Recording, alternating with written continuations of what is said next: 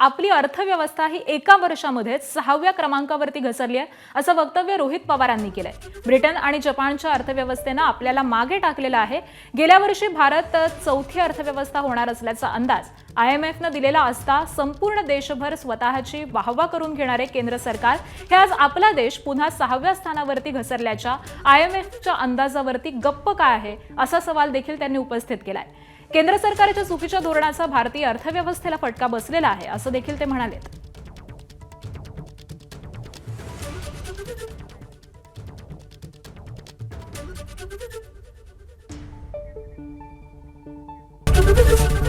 ABP माझा, उघडा डोळे बघा नीट।